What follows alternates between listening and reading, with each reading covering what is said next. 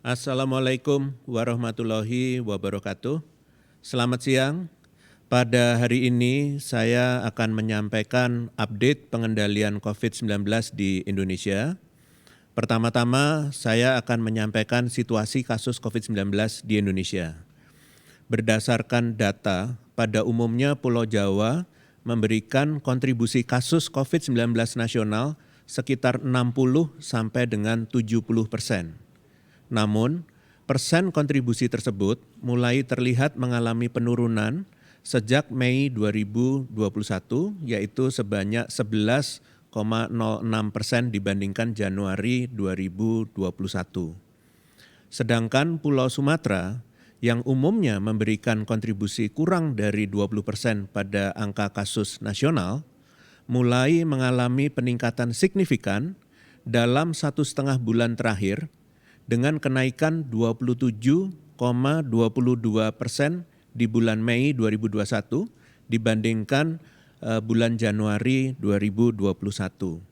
Sehingga kita dapat memetik pelajaran bahwa COVID-19 bukanlah hanya soal permasalahan di Pulau Jawa saja, ternyata juga dapat terjadi kenaikan kasus di luar Pulau Jawa, bahkan di wilayah yang minim hiruk pikuknya.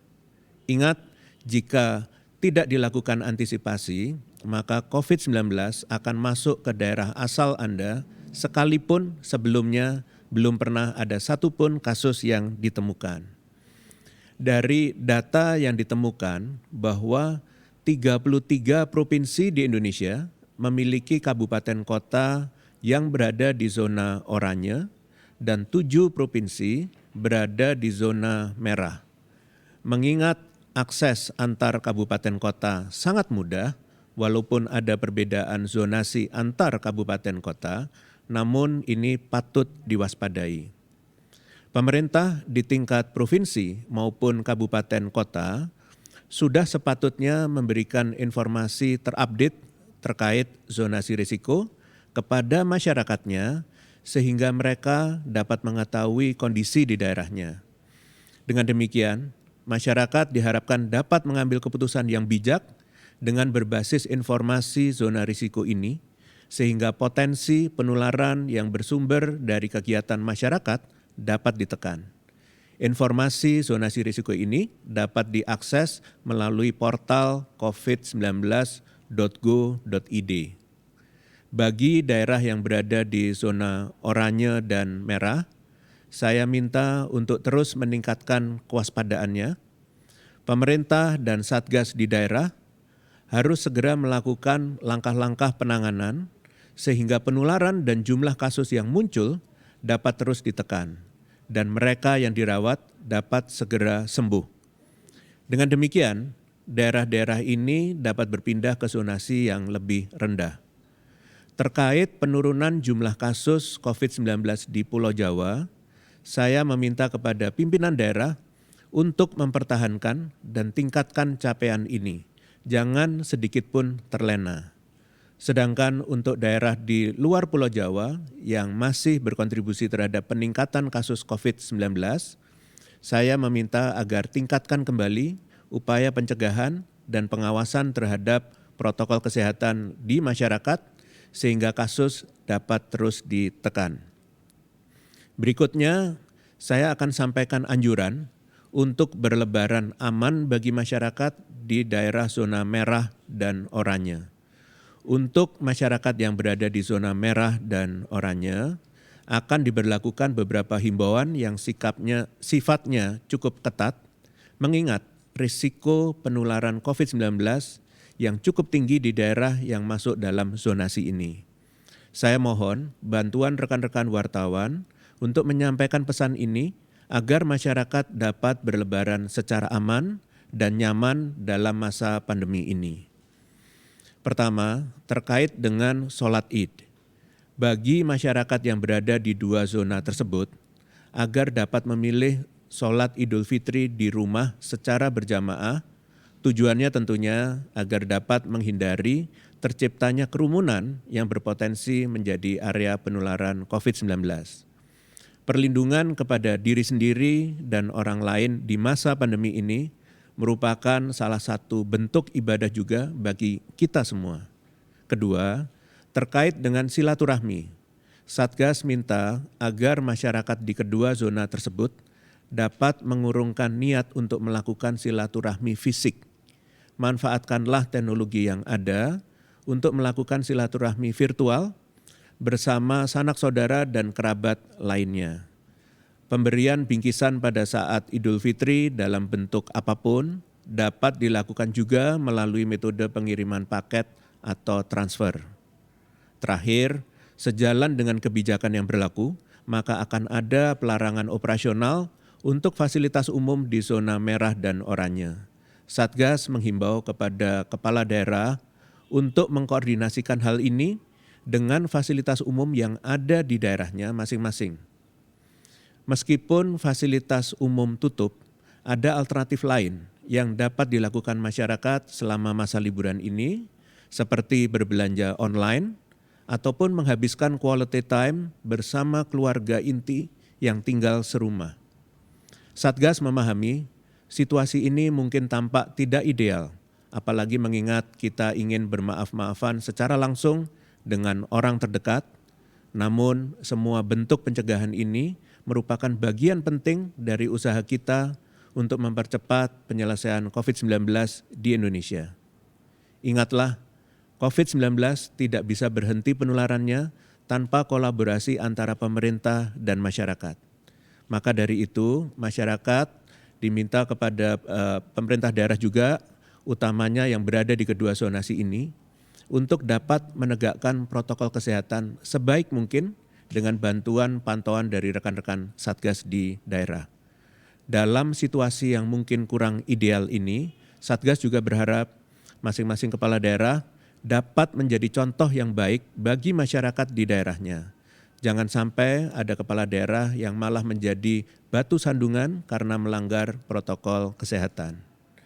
Satgas percaya apabila kita berhasil mencegah penularan luas dalam masa Idul Fitri ini, maka kesempatan kita untuk bertemu langsung dengan sanak saudara di Lebaran dan Idul Fitri tahun depan akan semakin terbuka lebar, dan harapannya di tahun depan kita dapat melakukan silaturahmi fisik seperti masa-masa sebelum pandemi. Selanjutnya, Satgas akan sampaikan anjuran berlebaran aman bagi masyarakat yang tinggal di daerah zona kuning dan hijau. Bagi masyarakat yang tinggal di daerah zona ini, sesuai dengan kebijakan yang berlaku, diizinkan untuk melaksanakan sholat berjamaah. Meski demikian, ada beberapa hal penting yang harus diperhatikan, yaitu sholat Id dihadiri tidak lebih dari 50% kapasitas tempat pelaksanaan sholat, agar tempat pelaksanaan sholat Id tersebut dilengkapi dengan alat pengecek suhu bagi jemaah sholat, dan jamaah dapat memakai masker sepanjang rangkaian sholat. Bagi masyarakat yang menderita demam atau menunjukkan gejala COVID-19, harap tidak ikut sholat berjamaah. Selain orang sakit, diharapkan lansia, orang yang baru sembuh atau datang dari perjalanan jauh, diharapkan tidak mengikuti sholat berjamaah juga. Beberapa langkah lain yang dapat diambil saat melakukan sholat Id untuk menghindari kontak langsung adalah melaksanakan wudhu dari rumah untuk menghindari antrian, mempersingkat durasi doa dan zikir setelah sholat, dan tetap melalui jalan yang sama untuk pulang seperti jalan pergi untuk mengurangi luas lingkar interaksi. Mempersingkat khutbah maksimal 20 menit dengan menggunakan pembatas transparan yang menghalangi khotib dan jemaah. Terakhir, setelah ibadah selesai, diharapkan jamaah untuk menghindari berjabat tangan dan bersentuhan fisik.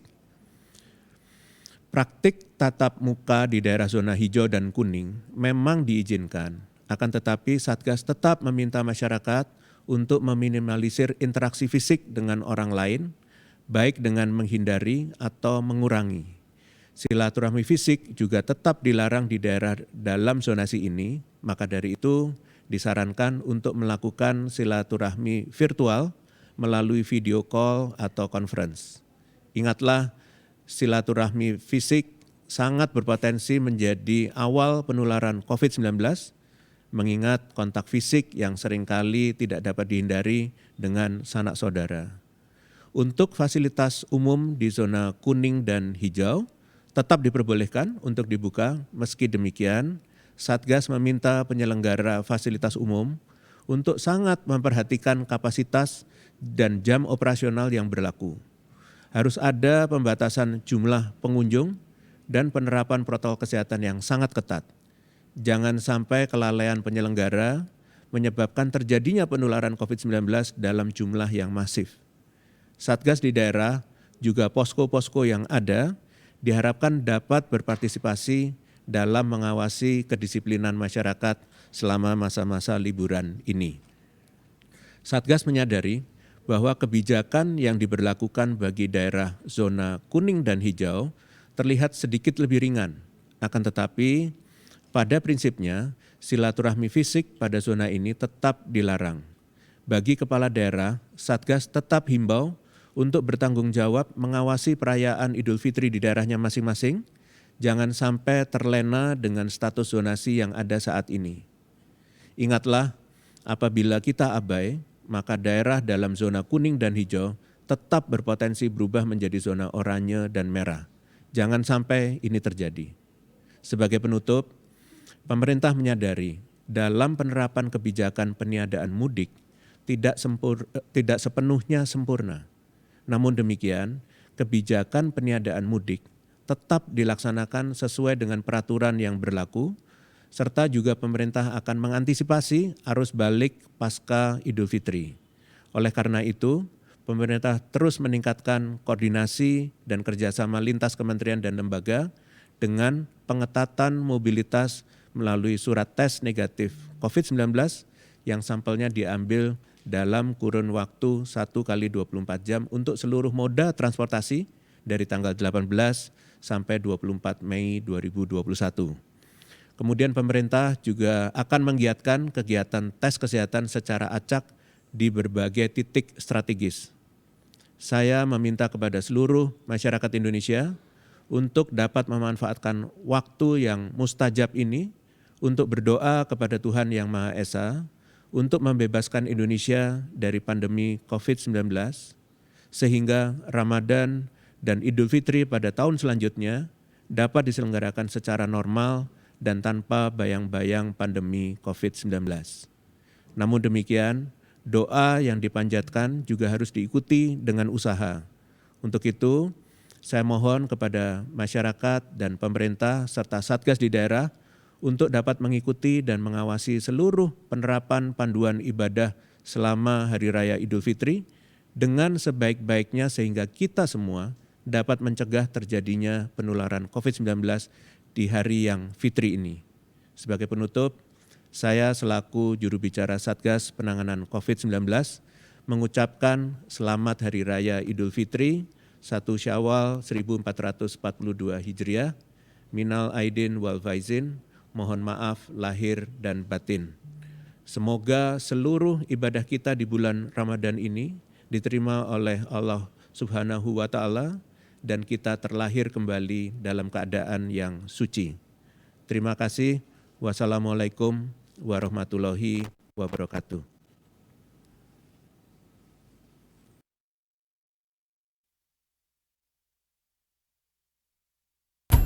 Allahu Akbar, Allahu Akbar,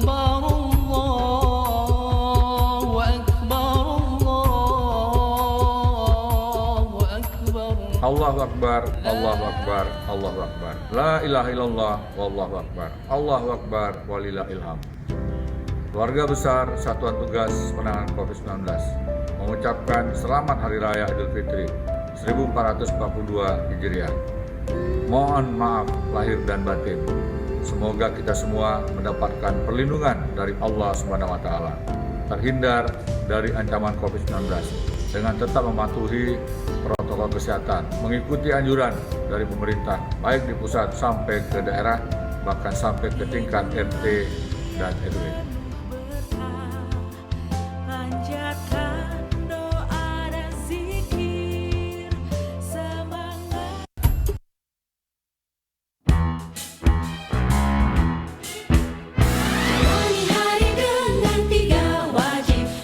إيمان